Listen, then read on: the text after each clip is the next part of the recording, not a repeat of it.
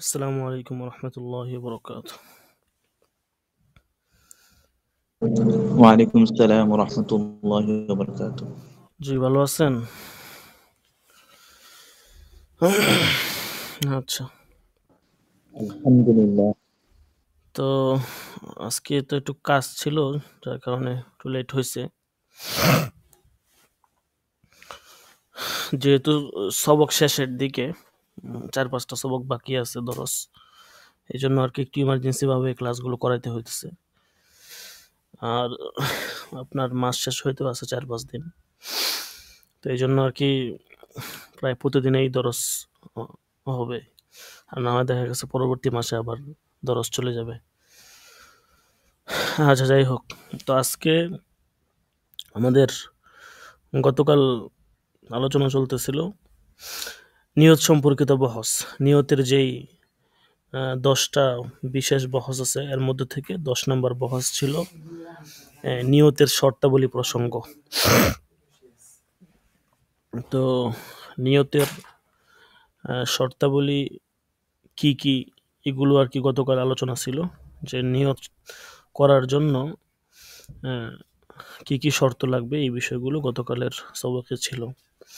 তো 4টা বিষয় ছিল, ঠিক আছে। নিয়তের প্রধান মেইন যে 4টা জিনিস, এক নম্বর হচ্ছে ইসলাম গ্রহণ, দ্বিতীয়ত তামিজ, হ্যাঁ, 3 নম্বর হচ্ছে যে বিষয়ে নিয়ত করা হবে ওই বিষয় সম্পর্কে জ্ঞান থাকা, 4 নম্বর হচ্ছে নিয়তকৃত বিষয়ের মুনাফি কোনো কিছু না আসা, নিয়তের মাঝখানে কোনো প্রতিবন্ধকতা না আসা। তো এই 4টা মেইন পয়েন্ট ছিল গতকাল। তো আজকে এখান থেকে নিয়ত সম্পর্কিতই কিছু ফুরুয়াই মাসলা মাসাইল এর আলোচনা হবে আর কি।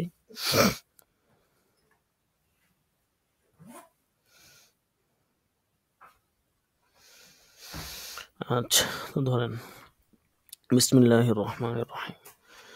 কাইদাতুন ফিল আইমান তাখসিসুল আম্মি বিন্নিয়াতি মাকবুলাতুন দিয়ানাতান লা কাযাআন ওয়া ইনদাল খাসাফি তাসিহু কাযাআন আইযান।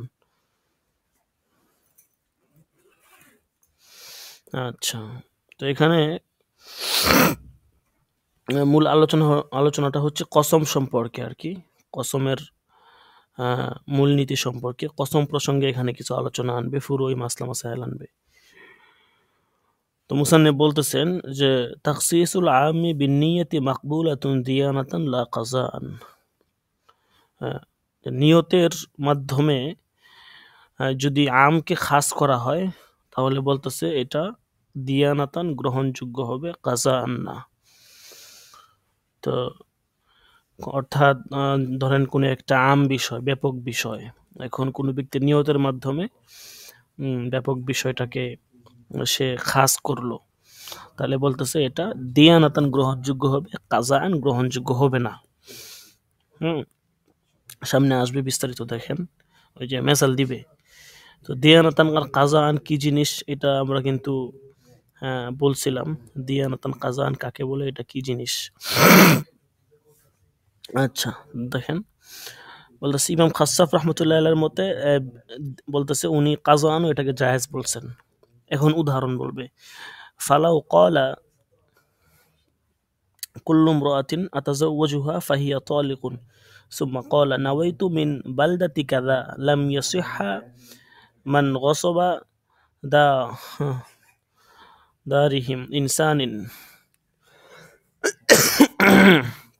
ফালাম্মা হাল্লাফাহুল খাসবু আম্মান নাওয়া খাসান ওয়ামা ক্বালাহুল খাসাফু মাখলাসুন লিমান হাল্লাফাহু যালিমুন ওয়াল ফাতওয়া আলা যাহিরিল মাযহাবি ফামান ওয়াকা ফি ইয়াদি যালমাতি ওয়া উখিযা বিকাউলিল খাসাফি ফালা বা'সা বিহি কাযা ফিল ওয়ালওয়ালিজিয়া। আচ্ছা, এখানে একটা মাসলা বলছে, উদাহরণ দিতেছে আর কি। আগে যেই মূলনীতি বা উসুলটা বলছে ওইটার একটা উদাহরণ এখানে দিতেছে, যে বলতেছে যে যদি বলে যে আমি এরকম, যদি কোনো ব্যক্তি বলে যে আমি যে নারীকে বিয়ে করব সে তালাক, সে এরকম বলছে, তারপর বলল আমার পূর্বোক্ত কথার দ্বারা আমি অমুক শহরের নারীদেরকে বুঝিয়েছি, ঠিক আছে। মানে প্রথমে তো মুতলাক বলছে, হ্যাঁ, তো এখন মুসান্নেফ বলতেছেন যে জাহিরি মাযহাব মোতাবেক তার এই কথাটা বিশুদ্ধ নয় আর কি। অর্থাৎ পরবর্তীতে সে যেই বয়ানটা দিয়েছে ওই বয়ানটা গ্রহণযোগ্য না, আগের যে কথাটা ছিল ওইটাই গ্রহণযোগ্য হবে। ইমাম খসাফ রহমতুল্লাহ আলাইহি উনি বলতেছেন যে না, এটা জায়েজ আছে। হুম?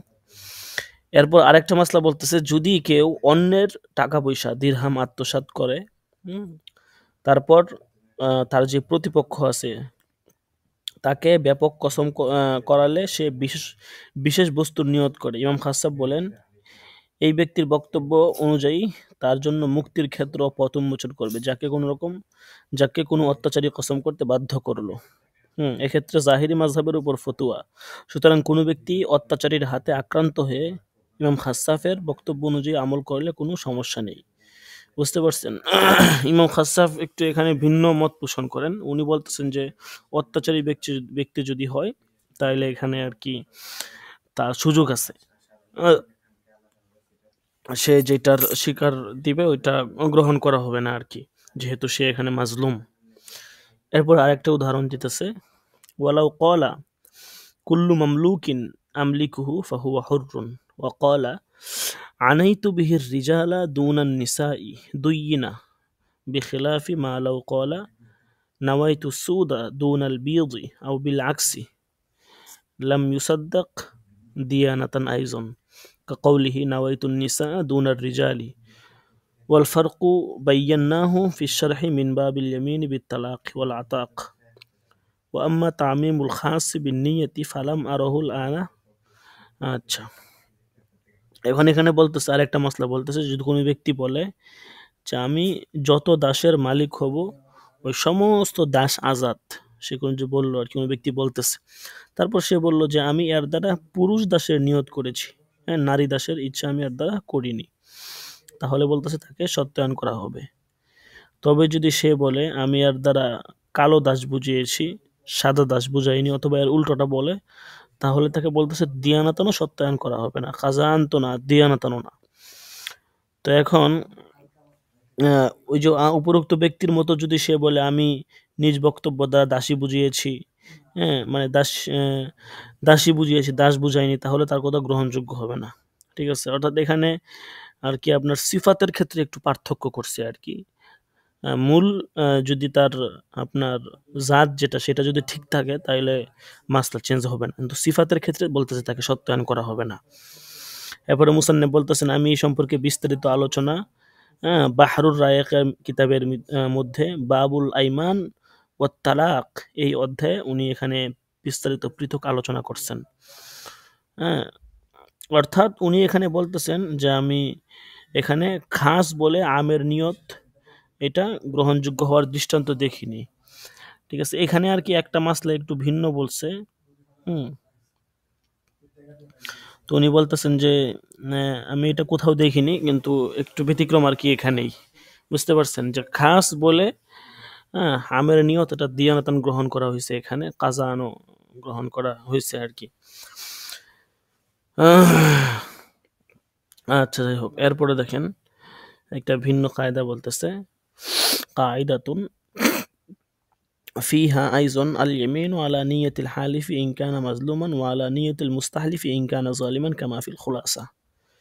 হ্যাঁ, তো এখানে বলতেছে যে যদি কসমের প্রয়োগটা কিভাবে হবে, ঠিক আছে, কসমকারীর নিয়ত অনুযায়ী হবে নাকি কসমকারী যদি নির্যাতিত হয় সে অনুযায়ী। বলতেছে যদি কসমকারী নির্যাতিত হয় তখন কসমকারীর নিয়ত গ্রহণযোগ্য হবে, অর্থাৎ যাকে কসম করতে বলা হইতেছে সে জুলুমের শিকার, এরকম যদি বিষয়টা, তখন তার নিয়তটা গ্রহণযোগ্য হবে। আর যে কসম করাইতেছে তার নিয়তটা কখন গ্রহণযোগ্য, মানে গ্রহণযোগ্য হবে কিনা, তো সে যদি সে কসমকারী জালেম হয় তাহলে তার নিয়তটা গ্রহণযোগ্য হবে না আর কি। ঠিক আছে?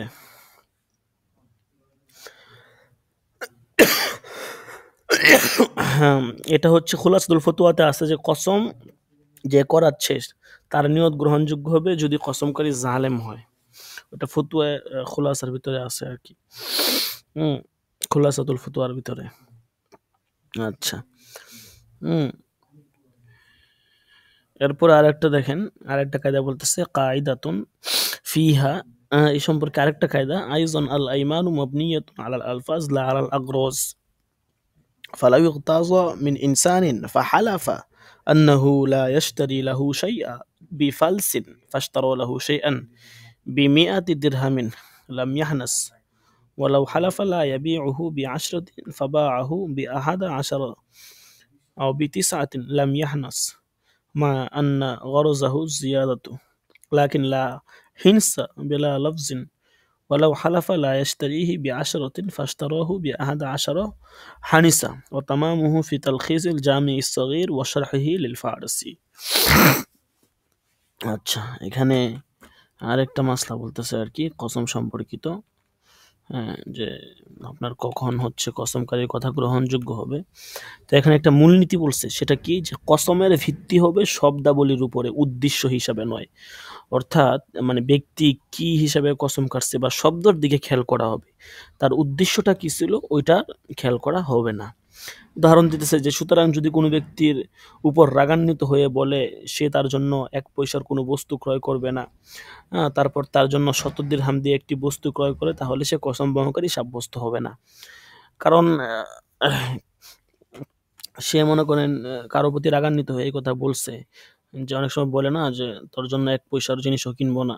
এর দ্বারা সে বোঝায় কি, যে হচ্ছে আপনার তার জন্য কোনো কিছু কিনবে না। এখন 1 পয়সা দ্বারা তো এমন না বিষয়টা যে 1 পয়সায় বুঝাইতেছে কোনো কিছুই কিনবে না। কিন্তু পরবর্তীতে যদি সে তার জন্য 1 পয়সা না দিয়া 10 পয়সা বা হচ্ছে সে যেই লফজটা বলে নাই ওই লফজের বিপরীত কোনো টাকা দিয়ে সে তার জন্য কোনো কিছু কিনে, তাহলে মুসান্নেফ বলতেছেন সে হচ্ছে আপনার কসমের ভঙ্গকারী, হানেস হবে না। কেন কেন কারণ তার লফজের সাথে মিলে নাই। সে মুখে বলছিল 1 পয়সা, পরবর্তীতে তার বাস্তবে হচ্ছে সে 10 পয়সা বা 100 পয়সা বা 100 টাকা দিয়ে জিনিস ক্রয় করছে। এই জন্য, কারণ মূলনীতি আমরা আগে জানছি যে কসমের ক্ষেত্রে হচ্ছে লফজ গ্রহণযোগ্য, আগরাজ বা গরজ উদ্দেশ্য গ্রহণযোগ্য না। আচ্ছা এরপরে দেখেন, এরপরে বলতেছে যে মানে বলতেছে যদিও এর দ্বারা এই কসম দ্বারা সে বুঝাইতেছে টাকা দিয়ে কোনো কিছু ক্রয় করা আর কি, তো তারপরেও এটা শব্দের যেহেতু প্রয়োগ এখানে সম্ভব হয় নাই, তো এই জন্য কসম ভঙ্গ হবে না। তবে যদি সে কসম করে ওই পণ্যটি 10 দিরহামে ক্রয় করবে না, তারপরে 11 দিরহাম ক্রয় করে, তাহলে কসম ভঙ্গকারী হবে। ঠিক আছে, তো এখানে পার্থক্যটা কি হলো, সে বলছে যে ওই পণ্যটি 10 দিরহামে ক্রয় করে দিবে না, পরে 11 দিরহামে করছে, তো ওখানেও তো বলছিল যে 1 পয়সাও ক্রয় করবে না। হ্যাঁ, এখানে একটু সূক্ষ্ম পার্থক্য আছে, সেটা হচ্ছে যে আপনার মানে এখানে একটা আশারো মা জিয়াদা এই হিসাবে মূলত আর কি তার মানে কসমটা পাওয়া গেছে আর কি, বুঝতে পারছেন?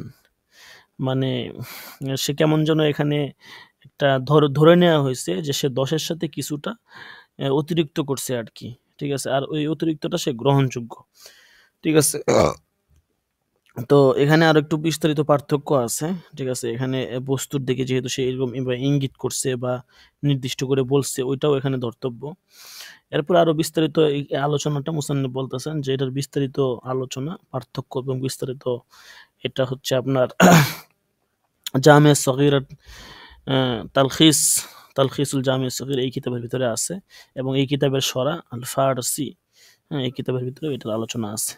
আচ্ছা, এরপরে কিছু ফুরুই মাসলা বলবে এটার উপর ভিত্তি করে। দেখেন, ফুরুন লাউকানা ইসমুহা তালিকান আও হুররাতান ফানাদাহা ইন কাসাদাত তালাক আও আল ইতক ওয়াকা আও আন নিদা ফালা أو أطلق فالمعتمد عدمه ولو كرر لفظ الطلاق فإن قصد الاستئناف وقع الكل أو التأكيد فواحدة ديانة والكل قضاء وكذا إذا أطلق ولو قال أنت طالق واحدة في سنتين فإذا نوى مع سنتين دخل بها أولا وإلا فإن نوى وسنتين فثلاث إن كان دخل بها وإلا فواحدة كما إذا نوى الظرف أو أطلق ولو نوى الضرب والحساب فهكذا وكذا في الإقرار। আচ্ছা, পূর্বের কায়দার উপর ভিত্তি করে এখানে কিছু ফুরুই মাসলা বলছে, যে বলতেছে মনে করেন লাউকানা ইসমুহা তালিকান, মানে কোন ব্যক্তির স্ত্রীর নাম হচ্ছে তালেকা অথবা একজন ব্যক্তির একটা বাদী আছে, বাদীর নাম হচ্ছে হুররা। এখন তাদেরকে এই নামেই ডাকা হয়। এখন মনে করেন যদি কেউ তালাক প্রদানের ইচ্ছা করে বা দাসী মুক্তির ইচ্ছা করে, তাহলে সেভাবে কার্যকর হবে কিনা যদি ডাকে, বলতেছে হ্যাঁ এটা কার্যকর হবে। বলতেছে শুধু এক্ষেত্রে শুধুমাত্র যদি ডাকার ইচ্ছা করে তাহলে কোনো কিছু কার্যকর হবে না, কারণ তাদেরকে তো মানে এই নামেই তাদেরকে ডাকা হয়, ঠিক আছে, তাদের ডাক নামে এইটা। এখন বলতেছে এই জন্য এক্ষেত্রে এটা ওই যে ওই আগের যে মাসলাটা বলছিল যে উদ্দেশ্য গ্রহণযোগ্য হবে না, এখান থেকে মানে এই মাসলাটা একটু পৃথক আর কি। এটা বললো যে এই ক্ষেত্রে হচ্ছে উদ্দেশ্যটা গ্রহণযোগ্য হবে, কারণ এখানে যদি উদ্দেশ্য গ্রহণ করা না হয় তাইলে তো তাদেরকে তালাক দিবে কেমনে বা আজাদ করবে কেমনে, এবং এই বিষয়টা পার্থক্য করা যাবে না, কারণ তাদের নামেই তো এটা, ঠিক আছে। এই জন্য বলছে এখানে তার মতলব কি ছিল বা উদ্দেশ্য কি ছিল এটা গ্রহণ করা হবে। আচ্ছা, এখন বলতেছে যদি তালাক শব্দ বারবার উল্লেখ করে তারপর নতুন কোনো বাক্য উচ্চারণ করে তাহলে এগুলো কার্যকর হবে। অনুরূপভাবে যখন সে সাধারণভাবে উল্লেখ করে তখনও কার্যকর হবে। এরপরে বলতেছে যদি কোনো ব্যক্তি তার স্ত্রীকে বলে তুমি এক তালাক দুই তালাকের মাঝে, এরকম বলছে, হ্যাঁ, আংটি তলিকুন ওয়াহিদাতান ফি সিনতাইন, এক তালাক দুই তালাকের মাঝে এরকম বলছে আর কি, আর সে এর দ্বারা দুই তালাকের উদ্দেশ্য নেয়, তাহলে বলতেছে তিন তালাক হবে। স্ত্রীর সাথে আপনার জিমা হোক বা না হোক, কারণ কি, কারণ তার লফজটা দেখেন, সে বলছে তুমি এক তালাক দুই তালাকের মাঝে, তার মানে কি এক তালাক দ্বারা এক তালাক, তো দুই তালাকের মাঝে মানে কি দুই তালাকও পড়ছে এবং ওই তালাকের মাঝে আরো এক তালাক, তাহলে কয় তালাক হইলো, তিন তালাক হয়ে গেল, বুঝতে পারছেন। এই জন্য তার এটা এই কথাটাকে গ্রহণ যোগ্য হবে আর কি, মানে এই কথাটাকে গ্রহণ করা হবে, এটার দ্বারা হুকুম সাবেত হবে। আবার অনেকে এখানে ইখতিলাফ করছেন, কেউ বলছেন যদি এরকম বলে এক তালাক সাথে আরো দুই তালাক এরকম বলছে বা দুই তালাকের নিয়ত করছে, তাহলে অনেকে বলছেন তিন তালাক হয়ে যাবে, এবং তারা শর্ত দিচ্ছেন স্ত্রীর সাথে জিমা হতে হবে। কিন্তু আমরা আগের মাসলায় জানলাম স্ত্রীর সাথে জিমা হোক আর না হোক ওই আগের হুকুমেই। যারা এটা শর্ত দিচ্ছেন জিমা হওয়ার, ওনারা বাইন তালাকের কথা বলছেন যে বাইন তালাক হতে হবে, ঠিক আছে। অনুরূপভাবে মনে করেন যদি কোনো ব্যক্তি প্রহারের নিয়ত করে, অথবা মুতলাক রাখে আর কি, ঠিক আছে, তো যদি এই বাক্য দ্বারা গুণ অথবা যুগের নিয়ত করে তাহলেও এইরকম বিধান হবে আর কি, অর্থাৎ এই ক্ষেত্রে তার নিয়তটা গ্রহণযোগ্য হবে, বুঝতে পারছেন, মানে তার স্বীকারোক্তিটা নেওয়া হবে। তো আগের যে নিয়মটা ছিল ওই নিয়ম থেকে ইস্তেসনা কিছু মাসলা এখানে বলল যে এই মাসলাগুলো হচ্ছে ইস্তেসনা, হ্যাঁ, এই মাসলাগুলোর ক্ষেত্রে এই বিধান, ঠিক আছে, ইস্তেসনা মাসলা বললো আর কি। আচ্ছা, এরপরে দেখেন ওয়ালাউ ক্বালা আনতি আলাইয়া মিসলু উম্মি আও কা উম্মি রজাআ ইলা কসদিহি লিয়ানকাশিফা হুকমুহু فإن قال أردت الكرامة فهو كما قال لأن التكريم بالتشبيه فاش في الكلام، وإن قال أردت الظهار فهو زهار لأن تشبيهه بجميعها، وإن قال أردت الطلاق فهو طلاق بائن، وإن لم تكن له نية فليس بشيء عندهما. وقال محمد رحمه الله هو زهار وإن عنا به التحريم لا غيره، فعند أبي يوسف رحمه الله إيلاء وعند محمد رحمه الله زهار। আচ্ছা, তো এখানে বলতেছে যে যদি কোনো ব্যক্তি তার স্ত্রীকে বলে যে আংতি আলাইয়া মিসলা উম্মি অথবা আউকা উম্মি এরকম বলছে আর কি, যে তুমি আমার মায়ের মতো এরকম বলছে, তাহলে এখানে আসলে অনেকগুলো সুরত সমন্বয় হয় আর কি। এই জন্য ওই ব্যক্তির নিয়ত কি ছিল এই বাক্য দ্বারা, তুমি যদি বলে যে আংতি আলাইয়া মিসলা উম্মি আউকা উম্মি, তাহলে এই কথা বলার দ্বারা তার নিয়ত কি ছিল এটা তাকে জিজ্ঞাসা করা হবে, এবং তার নিয়ত অনুযায়ী এখানে হুকুম দেওয়া হবে, ব্যাপক কোনো হুকুম বা এখানে প্রয়োগ করা হবে না, তার কি নিয়ত ছিল, কি জাতীয় তার নিয়ত ছিল ওইটা এখানে গ্রহণ করা হবে। আর কি বলতেছে যে যদি সে বলে যে আমি এর দ্বারা সম্মানের নিয়ত করছি, তাহলে সে যেমন বলবে এমনই, অর্থাৎ এখানে তালাক হবে না, যেহেতু সে সম্মানের নিয়তে এই কথাটা বলছে, তালাক হবে না। আর যদি বলে তালাক হবে না, কারণ কি, কারণ হচ্ছে যে সম্মান প্রকাশের সময় অনেক সময় এই জাতীয় বাক্য ব্যবহার করা হয়, এখন সে হয়তো সম্মানের হিসাবে এই জাতীয় বাক্যটা বলছে, এই জন্য তার নিয়তটা কি ছিল এটা জিজ্ঞেস করতে হবে। আর যদি বলে যে আমি এর দ্বারা জিহারের নিয়ত করছি, তাহলে জিহারই কার্যকর হবে। হ্যাঁ, আবার যদি বলে যে না আমি আর দ্বারা তালাকের নিয়ত করছি, তাহলে তালাক এক তালাকে বায়ান হবে। ঠিক আছে, তো আর যদি বলে যে আমি এর দ্বারা কিছুই নিয়ত করিনি, তো সেই ক্ষেত্রেও হচ্ছে আপনার শাইখাইন বলছেন যে এটা এমনিতে লঘু হয়ে যাবে কথাটা। তবে ইমাম মুহাম্মদ বলছেন এই সূরাতেও এটা জিহার বলে গণ্য হবে। ঠিক আছে, আর যদি তাহরিমের নিয়ত করে, হারাম বা তাহরিমের নিয়ত করে, ইমাম আবু ইউসুফ বলছেন এর দ্বারা ইলা সাবেত হবে, আর ইমাম মুহাম্মদ বলছেন জিহার মানে কার্যকর হবে। তো মূলত এখানে হচ্ছে তার এই কথাটা এমন একটা কথা যেটা ব্যাপক, এবং এটার নিয়তটা হচ্ছে আপনার আম, মানে তার নিয়তটা কি ছিল ওইটার উপর ভিত্তি করে এই বাক্যের উপর হুকুম প্রয়োগ করা হবে। ব্যাপকভাবে কোনো হুকুম বা এই কথাটা বলছে এই জন্য কোনো হুকুম চাপিয়ে দেওয়া হবে না। আচ্ছা, এরপরে দেখেন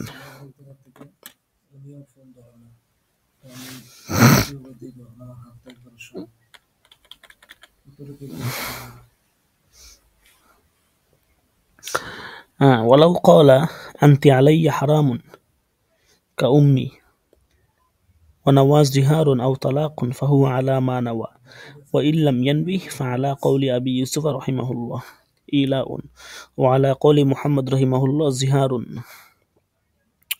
ومنها لو قرأ الجنوب قرآنا فإن قصد التلاوة وحرم وإن قصد الذكر فلا ولو قرأ الفاتحة في صلاته على الجنازة إن قصد الدعاء والثناء لم يكره وإن قصد التلاوة كره عطس الخطيب فقال الحمد لله إن قصد الخطبة صحت وإن قصد الحمد للعطاس لم تصح ذبح فعطس وقال الحمد لله فكذلك ذكر المصلي آية أو ذكر وقصد به جواب المتكلم فصدت وإلا فلا।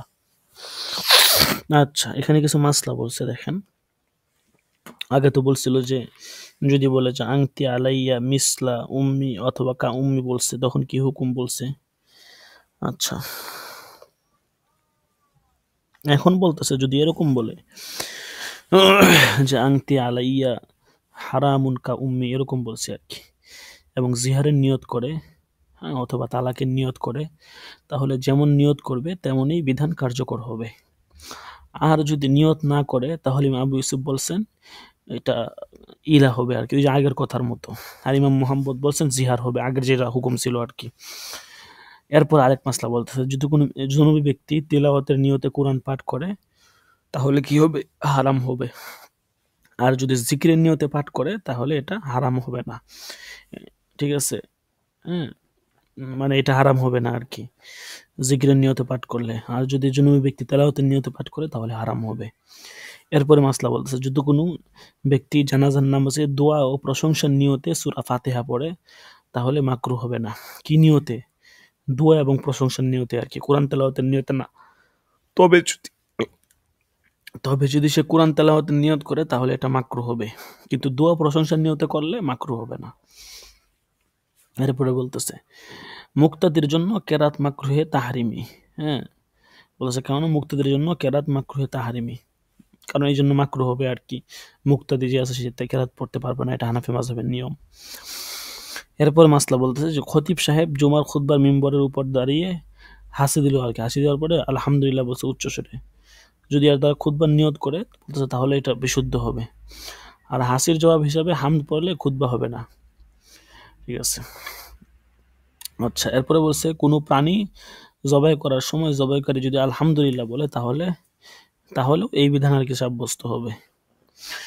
আচ্ছা, এরপরে বলছে মুসল্লি ব্যক্তি কোনো আয়াত বা জিকির পরে এর দ্বারা কোনো ব্যক্তির প্রশ্নের উত্তর দিতে চাইলে এর দ্বারা নামাজ ফাসাদ হয়ে যাবে, অন্যথায় ফাসাদ হবে না।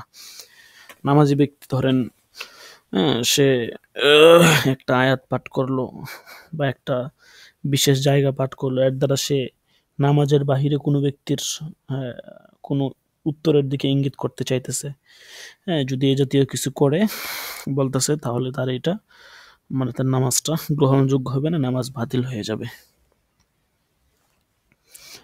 আচ্ছা, এরপরে এখান থেকে তাকমিলুন বলতেছে আর কি, তাকমিল শেষ কিছু কথাবার্তা বলতেছে। দেখেন, ফিল বিনায়াতি ফিন নিয়াতি ক্বালা ফি তায়াম্মুমিল কুনিয়াতি মারিজুন ইয়াম্মামাহু গায়রুহু ফান্নিয়াতু আলাল মারিজ দুনা তায়াম্মুমি ওয়া ফিজ যাকাতি قالوا المعتبر نية الموكل فلو نواها ودفع الوكيل بلا نية أجزأته كما ذكرناه في الشرح وفي الحج عن الغير الاعتبار لنية المأمور وليس هو من باب النيابة فيها لأن الأفعال إنما صدرت من المأمور فالمعتبر نيته আচ্ছা, তো এই তাকমিল এটার ভিতরে বলতেছে যে নিয়তের নিয়াবাত সম্পর্কে আর কি বলতেছে, অর্থাৎ নিয়তের প্রতিনিধি সম্পর্কে আলোচনা, যে নিয়তের নিয়াবাত বা প্রতিনিধিত্ব সম্পর্কে আলোচনা বলতেছে। কুনিয়া কিতাবের ভিতরে বাবু তায়াম্মুমের যে মুসান্নিফ আছেন উনি, মানে বাবু তায়াম্মুমের মধ্যে উনি বলছেন যে কোনো অসুস্থ ব্যক্তিকে অপর কোনো ব্যক্তি তায়াম্মুম করালো, তাহলে অসুস্থ ব্যক্তির নিয়ত আবশ্যক। ধরেন কোনো ব্যক্তি অসুস্থ হয়ে গেছে, এখন তাকে আরেকজনে তায়াম্মুম করাইছে, এখন এই ক্ষেত্রে নিয়তটা কি যে তায়াম্মুম করাইছে সে করবে নাকি অসুস্থ ব্যক্তি করবে, এটা হলো প্রশ্ন। বলতেছে যে অসুস্থ ব্যক্তি তার নিয়ত করতে হবে। এখন যদি মুআক্কিল নিয়ত করে সেটা গ্রহণযোগ্য হবে না। যেটা বলতেছে যে মুআক্কিল যদি যাকাতের নিয়ত করে আর ওকিল নিয়ত ছাড়া যাকাতের সম্পদ দিয়ে দেয় তাহলে যাকাত আদায় হয়ে যাবে, কারণ মেন ছিল কি মুআক্কিল। তো মুআক্কিল যদি নিয়ত করে এটা সমস্যা নাই, ঠিক আছে, উকিলের নিয়ত এখানে মেন না। মুসান্নিফ বলতেছেন এটা আমি শরাহের ভিতরে বিস্তারিত বর্ণনা করেছি।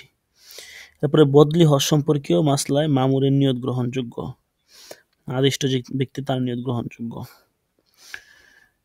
বলতেছে তাহলে এটা কিভাবে, বলতেছে না এখানে আদিষ্ট ব্যক্তি সে নিয়াবাতের পর্যায়ে নাই, মানে সে নিয়তের প্রতিনিধিত্ব করতেছে বিষয়টা এমন না, বরং সে সরাসরি একটা বদলি হজ এটা প্রতিনিধিত্ব করতেছে। এখানে নিয়তের প্রতিনিধিত্ব এই বিষয়টা এমন না আর কি, এই জন্য এটা নিয়াবাতের আলোচনা থেকে না। ওই যেটা বললাম না, কারণ এখানে যে বদলি হজটা করে তার সমস্ত কাজ কার থেকে প্রকাশ পায়, মামুর থেকে প্রকাশ পায়। এখানে এমন না যে কাজগুলো আমের থেকে প্রকাশ পাইতেছে, বরং যে আদিষ্ট ব্যক্তি তার কাছ থেকে তোমার কাজগুলো প্রকাশ পাইতেছে। এই জন্য যার কাছ থেকে কাজগুলো প্রকাশ পায় তার কথাটা এখানে বা তার নিয়তটাই গ্রহণযোগ্য হবে, এখানে আমের নিয়তটা গ্রহণযোগ্য হবে না। আচ্ছা, এরপরে এখানে একটা তামবিহ বলতেছে আর কি, দেখেন তামবিটা কি বলতেছে। ইশতামালাত কায়দাতুল উমুর ওয়াল উমুরু বিমাকাসিদিহা على عدة قواعد كما تبين لك وقد أتينا على عيون مسائلها وإلا فمسائلها لا تحصى فروعها لا تستفضى تستقصى। আচ্ছা, এখানে মুসান্নিফ বলতেছেন যে আল উমুরু বিমাকাসিদিহা কায়দাটি কয়েকটি কায়দাকে অন্তর্ভুক্ত করে, যেমনটি তোমার সামনে স্পষ্ট হয়ে গেল। আর আমি কয়েকটি গুরুত্বপূর্ণ মাসলা এখানে উল্লেখ করলাম, অন্যথায় এর শাখা প্রশাখা অসংখ্য অগণিত এবং বিস্তারিত এর শাখা প্রশাখা, আমি শুধু এখানে কয়েকটাই উল্লেখ করলাম। এরপরে খাতিমা বলে কিছু কথা বলবো, এরপরে অধ্যায় শেষ হয়ে যাবে। দেখেন, খাতিমাতুন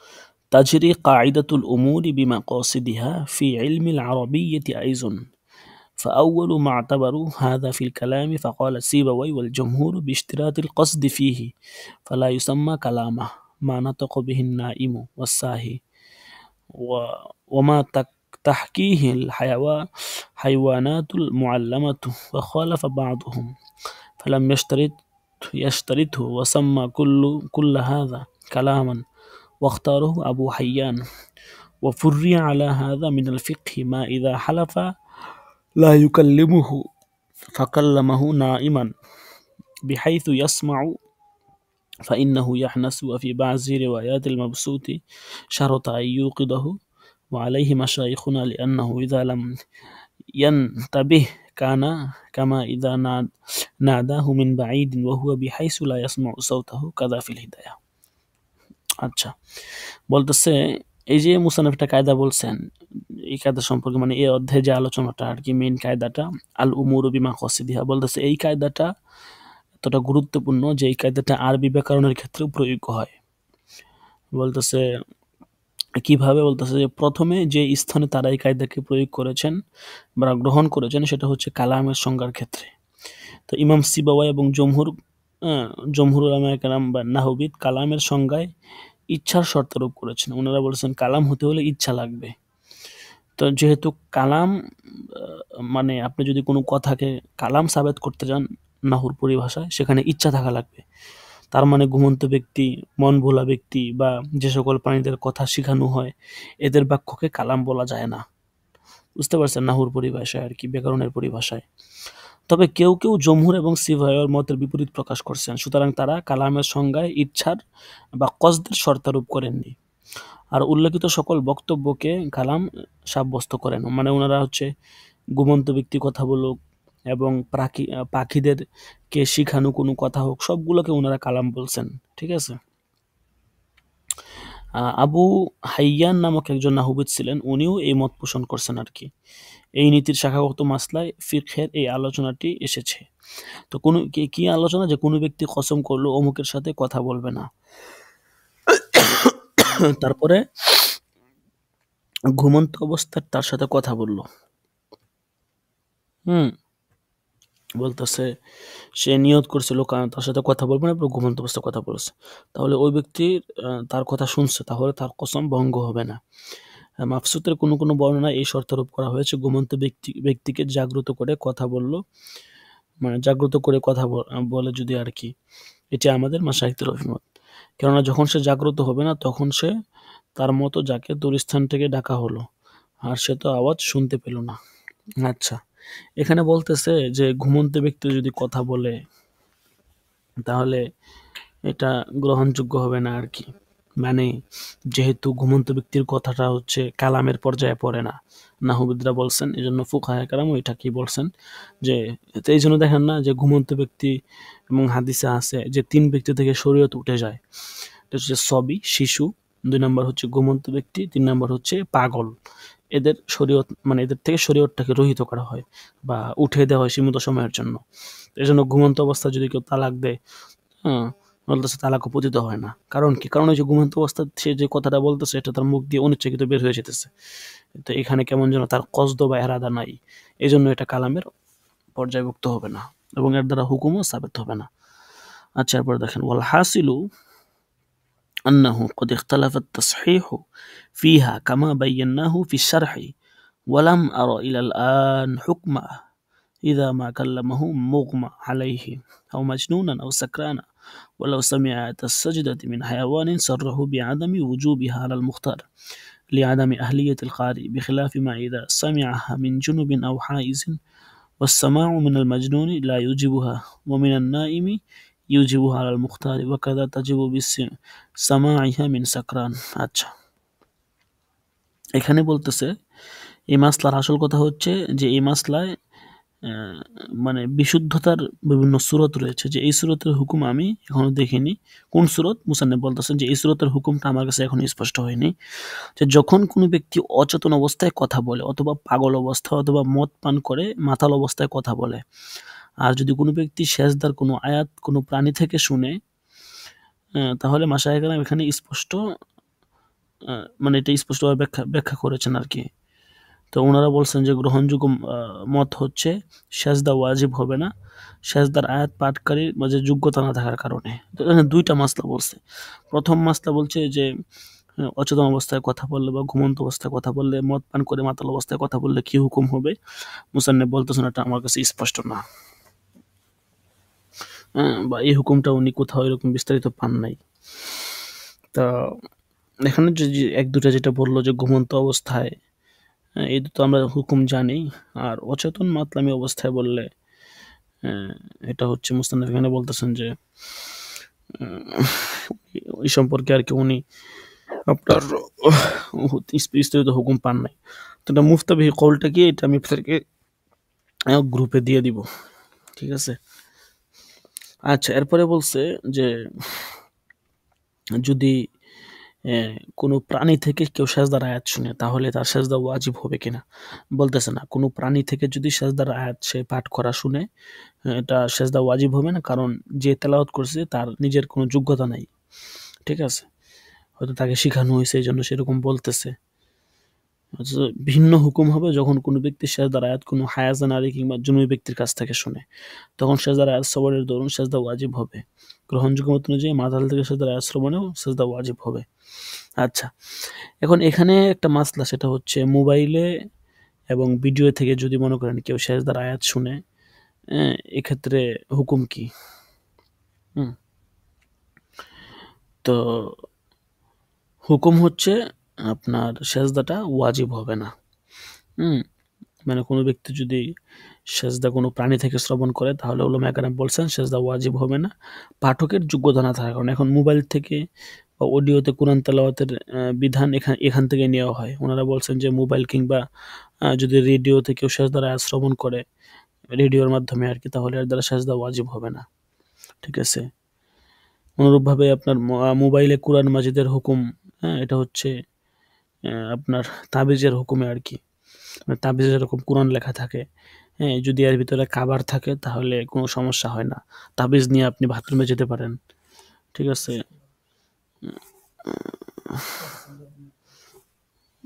কর্নারে আছে, ওই পাশে একদম। হ্যাঁ, একদম শেষ মাথায় গিয়া দেখেন আছে। আচ্ছা, যেটা বলতেছিলাম, তো তাবিজের যে বিধানটা এটা তো জানেনই। জান, সমস্যা নেই। হ্যাঁ। তো তাবিজের বিধান যেটা, সেটা হচ্ছে যে তাবিজ যদি খোলা থাকে তাহলে এটা কি না, বৈধ না। কিন্তু আপনি যদি তাবিজটাকে মানে ওই যে তাবিজের যেই প্যাকেটটা আছে বা স্টিলটা, ওইটার ভিতরে ভরে বাথরুমে নিয়ে যান তাহলে আবার সমস্যা নাই। তো কোরআনের বিধানটাও সেম। এটা যদি স্ক্রিনে ভাষা থাকে তখন এটা বাথরুমে নিয়ে যেতে পারবেন না, বা মানে এটা বুঝতে পারতে পারবেন না। আর যদি আপনার কভার দেওয়া থাকে তাইলে কোনো সমস্যা নাই। বুঝতে পারছেন? আচ্ছা, এটাই বলছে আর কি। যাই হোক, এরপরে ধরেন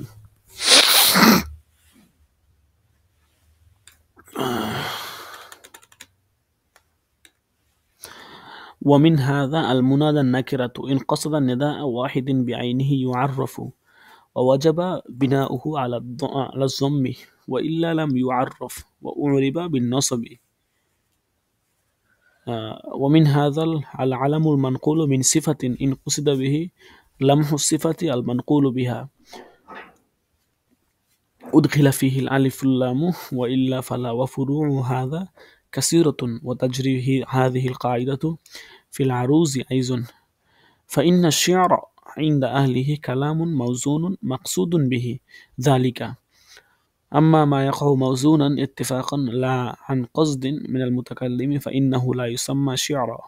ولا هذا خرج ما وقع في كلام الله كقوله تعالى لن تنالوا البر حتى تنفقوا مما تحبون. وفي كلام رسول الله صلى الله عليه وسلم كقوله هل أنت إلا إصبع دميت وفي سبيل الله ما لقيت. আচ্ছা, দেখেন তো এখানে যে আগে একটা যে মূলনীতি বললো, এই মূলনীতির একটা শাখাগত মাসলা বলতেছে যে মুনাদায়া নাকারা। মুনাদায়া নাকারা তো বুঝে নেই, যাকে ডাকা হয়েছে সে হচ্ছে অনির্দিষ্ট। যদি কোনো নির্দিষ্ট ব্যক্তিকে ডাকার ইচ্ছা করে তাহলে সেটা মারেফা গণ্য করবে। স্পষ্ট এটা, আপনি নির্দিষ্ট ব্যক্তিকে ডাকতেছেন, যাকে ডাকতেছেন তাকে আপনি চিনেন, মারেফাই। এবং এটা মুনাদায়া নাকারা হিসেবে জম্মর উপর মবনি পড়া ওয়াজিব হবে আর কি। ওই যে নাহুর কায়দা বলতেছে আর কি, বুঝছেন? এটা ফিকহি আলোচনা না। আর যদি মুনাদায়া নাকারা না হয়, নির্দিষ্ট ব্যক্তি না হয়, সেখানে মারেফা হবে না, এরাব হবে নসব দিয়ে। তো এই কায়দার ভিত্তিতে আরেকটি শাখাগত মাসলা বলতেছে যে যেই আলাম বা নাম গুণের সাথে বর্ণিত হয়েছে, এর মাধ্যমে যে গুণটি বর্ণনা করা হয়েছে, যদি সেই গুণের দিকে ইশারা করা হয় তাহলে সেই আলমের উদ্দেশ্য হবে, যদি এর মধ্যে আলিফলাম থাকে। আর যদি আলিফলাম না থাকে তাহলে এটা উদ্দেশ্য হবে না। তো মুসান্নিফ বলতেছেন এই শাখাগত মাসলায় আরো অনেক বিস্তারিত আলোচনা আছে, শাখাগত মাসলা আছে। তো এই মূলনীতি মানে নাহুর এই মূলনীতিটা ইলমে উরুজের ভিতরেও কার্যকর। কেননা কবিদের মধ্যে কবিতা বলা হয় এমন কিছু ছন্দকে, বাক্যকে, যাতে কাব্য ছন্দের প্রতি লক্ষ্য রাখা হয়।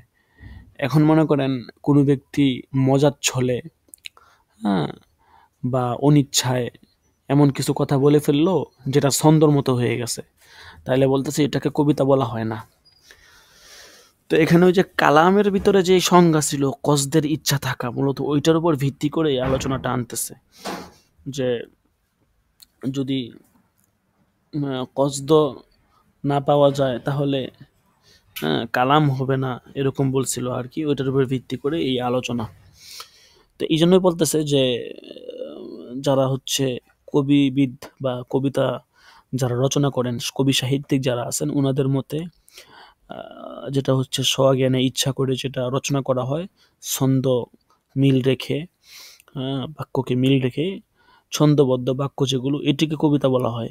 অনিচ্ছাকৃত কেউ ঘটনাচক্রে কোনো ব্যক্তি অনিচ্ছায় ছন্দমাফিক যদি তার কথাগুলো বের হয়ে যায়, এটাকে কবিতা বলা যাবে না। বলতেছে যে এই সংজ্ঞা অনুযায়ী কোরআনে মাজিদের ছন্দবদ্ধ আয়াতগুলো এটার অন্তর্ভুক্ত নয়। যেমন কি, যেমন হচ্ছে লান তানালুল বিররা হাত্তা তুনফিকু মিম্মা তুহিব্বুন এবং রাসূল করিম সাল্লাল্লাহু আলাইহি সাল্লামের ছন্দবদ্ধ কথাগুলো এটার অন্তর্ভুক্ত নয়। যেমন হাল আনতা ইল্লা ইসবাউন দামিতি ওয়া ফি সাবিলিল্লাহি মা লাকিতি, কেমন যেন একটার সাথে আরেকটা মিলে গেছে, বুঝতে পারছেন? তো এগুলো হচ্ছে আপনার, কারণ এগুলো কেউ ইচ্ছা করে এরকম মিলায় মিলায় বলে নাই, ঠিক আছে? এগুলো হচ্ছে মানে বলা হয়ে গেছে, সরাসরি নাজিল হয়েছে, এরকম এমন না যে ছন্দের প্রতি মিল রেখে রেখে বলা হয়েছে। এই জন্য তো বলা হয় যে ওমা হুয়া বিকৌলি শাইর কলিলাম মা তুমিনুন ওয়ালা বিকৌলি কাহিন কলিলাম মা তাযাক্কারুন। কি জন্য বলছে? কারণ কোরআন তো হচ্ছে আপনার এমন না যে কোরআন ছন্দ মিল রেখে কোরআন নাজিল করতে হয়েছে, এরকম না বিষয়টা। কোরআন কোরআনের মতো করে নাজিল হয়েছে, এখানে ছন্দের প্রতি গুরুত্ব দিতে হবে এরকম কোনো বিষয় না, ঠিক আছে? তো কসদের যেই বিষয়টা এটা এখানে নাই। এই জন্য বলতেছি এই সংজ্ঞা থেকে কোরআনের আয়াত এবং রাসূলের যে সমস্ত হাদিস হচ্ছে কবিতার মতো হয়ে গেছে, এগুলো এটার অন্তর্ভুক্ত না, অর্থাৎ এগুলো কবিতার পর্যায়ে পড়বে না আর কি। আচ্ছা, যাই হোক, তো এ পর্যন্তই আজকের সবক। তো আমরা কম বেশি যতটুকু পারি পড়েছি আর কি। অনেক পড়ার প্রয়োজন ছিল, হয়তো পুরোপুরি পড়তে পারি নাই। গত বছর যদিও এর থেকে অনেকটা বেশি হয়েছে, গত বছর মিনিমাম আরো আপনার প্রায় অনেকটা বেশি হয়েছে, কিন্তু এই বছর অনেক কম হয়ে গেছে। আসলে ওই যে কিছু দরস মিস গেছে, যে প্রায় 1-1.5 মাস তো দরসেই মিস গেছে। তো এই জন্য তো দেখা গেছে আমরা অনেকগুলা দরস মিস যাওয়ার কারণে আমরা অনেকটা নেশাবের ক্ষেত্রে পিছিয়ে গেছি আর কি। এই জন্য গত বছর হচ্ছে কায়দায়ে সালেসা আল ইয়াকিনু লা ইয়াজুলু বিশ্বক, এগুলা সহ মানে মিনিমাম মনে হয় আরো 20-25 পৃষ্ঠার উপর পড়া হয়েছে। তো এই বছর দেখা গেছে মাত্র প্রথম 2 কায়দা পড়া হয়েছে আর কি। তো দরস, বেশ কিছু দরস ছুটে গেছে বা মিস হয়ে গেছে জুলাই আগস্টের যে কাহিনী, ওইটার কারণে সব মিলায় ঝিলায় আর কি, নেট ছিল না। তো যাই হোক, যতটুকুই পড়েছি আমরা আলহামদুলিল্লাহ কম বেশি। এখন হচ্ছে যেটা পড়েছি ওইটা পুরোপুরিভাবে আত্মস্থ করা এবং প্রত্যেকটা বিষয়, প্রত্যেকটা সবক ভালো করে পড়া, এটাই হচ্ছে মেন বিষয়, ঠিক আছে? ধরেন অনেক বেশি পড়লাম, কিন্তু যদি আত্মস্থ করতে না পারি বা এটাকে জেহানে ঢুকাইতে না পারি, তাইলে তো 1000 পৃষ্ঠা পড়েও লাভ নাই, ঠিক আছে? আচ্ছা, যাই হোক,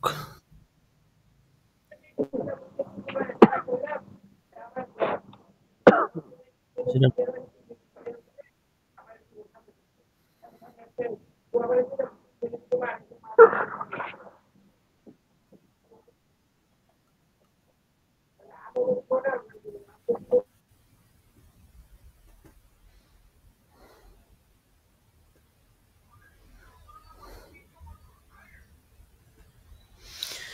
মোহাম্মদ রাকিবুল হাসান,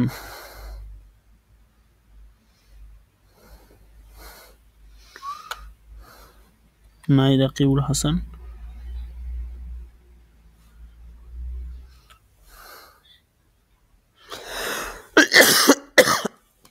মোহাম্মদ ইউসুফ,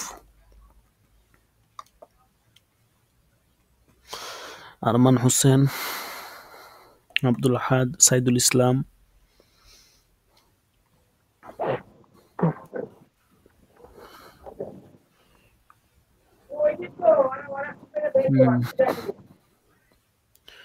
মাহফুজ বিন কাসেম, لبيك. আল মামুন, মাহফুজ সওদাগর,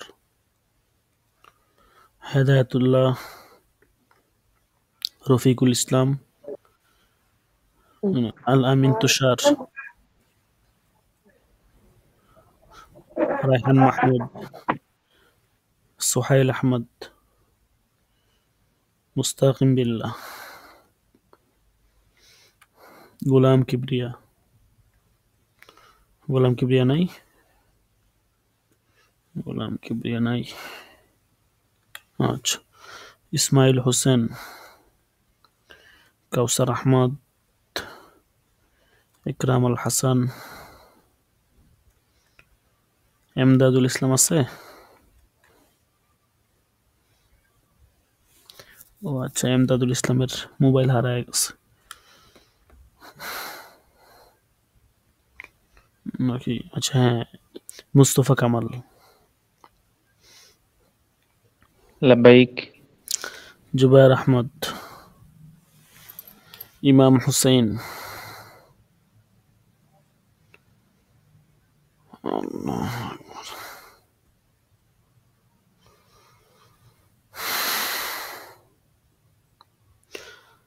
আচ্ছা ঠিক আছে, তো আজকে এই পর্যন্তই।